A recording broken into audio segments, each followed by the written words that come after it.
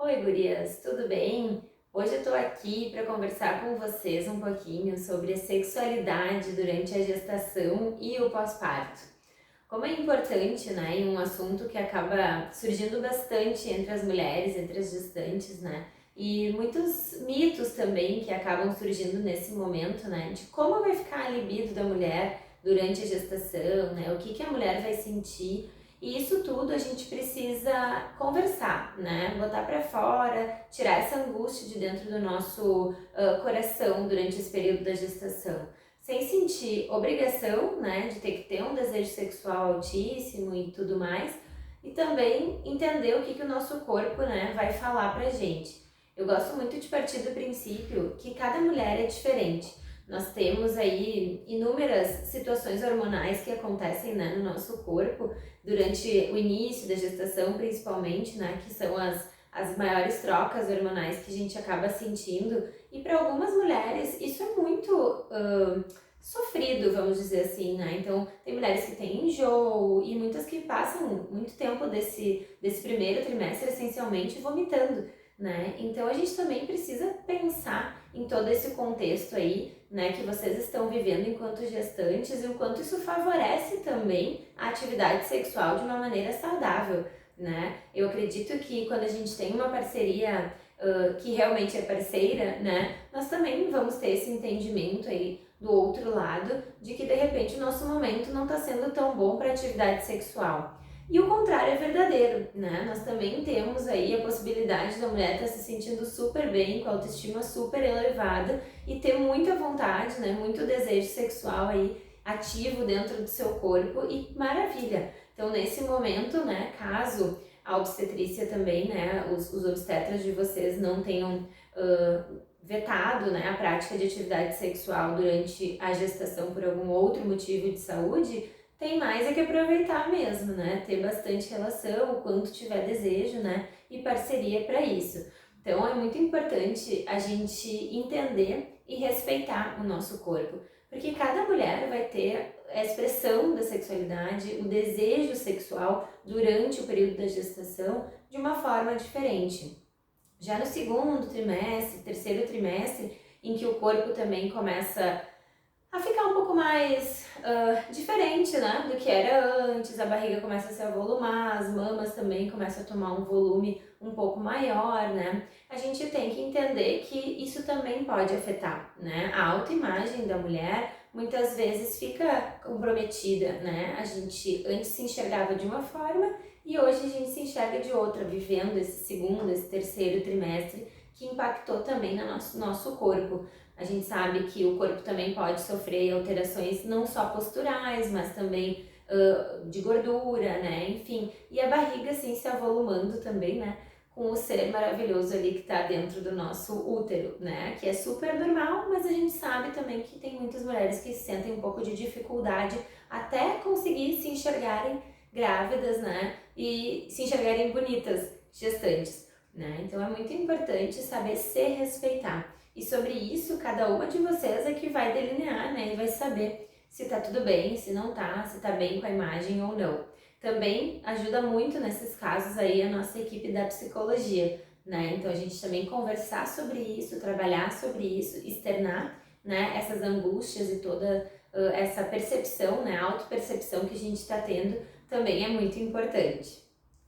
Outra coisa que também eventualmente as pacientes falam aqui no consultório é sobre o tamanho da vulva, né? A gente sabe que a nossa vulva ela também cria um pouco mais, né, de corpo e um pouco mais de volume durante a gestação. E quanto mais o tempo da gestação passa, maior ela fica, né? Não é algo que eventualmente comprometa alguma coisa ou que vá realmente prejudicar as mulheres durante o ato sexual, mas às vezes muito mais por essa questão de autoimagem, né? Então também entender isso, né? Entender que o corpo vai se preparando para a chegada do bebê, ainda que você tenha elegido a cesárea como a via de parto, o corpo não entende isso antes mesmo dela acontecer. Então a gente precisa entender essas modificações aí que vão acontecer. E tá tudo certo, né? É um período que isso acontece e depois ela retorna aí ao tamanho original. né? Então é importante ter bastante clareza, né? Que essas coisas vão acontecer e que ninguém às vezes nos conta, né? Então a gente fica achando estranho e não sabe se acontece com todo mundo. Então eu tô aqui para desmistificar isso com vocês, né?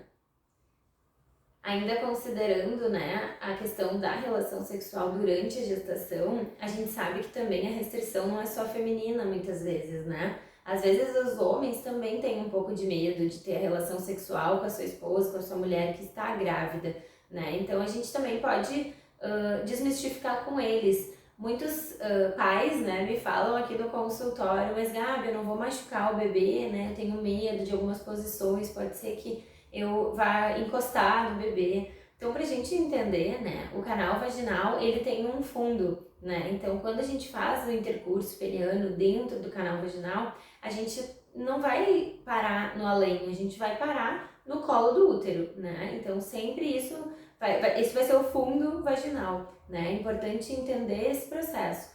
E esse fundo, esse colo uterino, a priori, tá fechado, né? Para justamente proteger o bebê de entrada de bactérias, né? Ou qualquer outro tipo de micro-organismo que tenha ali já na região vaginal por si só, né? Então, porque é um canal aberto, então pode realmente adquirir ali, ter algum tipo de micróbio ali que não seja legal para o bebê. Então, o colo do útero é muito fechado. O bebê talvez nem perceba, né, que está tendo algum tipo de contato ali do pênis, então, com essa região. Né? No melhor, assim, que pode acontecer é ele perceber a conexão aí tão legal, né, tão gostosa e prazerosa dessa família aí que tá se formando, né, desse casal que tá tendo a relação. Então é muito importante, né, não, muito pelo contrário, a gente não machuca, só passa aí uma energia boa e uma coisa boa para essa criança que tá ali. Sobre isso, né, sempre cuidar e conversar com o obstetra de vocês, porque, claro, se nós já estivermos aí num progresso de dilatação, pode ser que exista alguma restrição, né, de relação sexual. Então, o obstetra liberando, né, dizendo que está tudo bem, realmente está tudo bem, podem acreditar.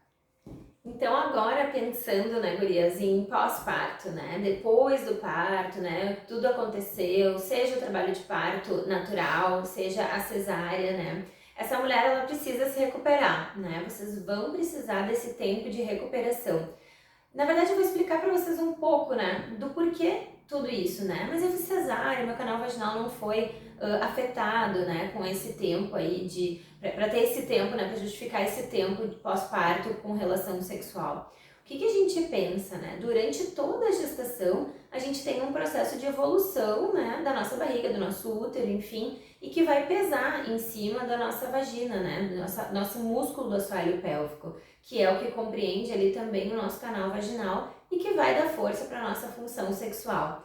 Então, como que uma mulher que, embora tenha feito uma cesárea, né, ou mesmo passou por um parto, ela não vai ter essa musculatura, de certa forma, sofrida durante todo esse tempo? A gente sabe que mesmo que seja pouco peso que essa mulher adquiriu, né, que vocês tenham cuidado, alimentação durante todo o tempo, né, tenham tido um pequeno engorde ao longo da gestação, a gente tem pressão desse bebê, desse útero evoluído em cima da musculatura do assoalho pélvico, e isso vale para todas as gestantes.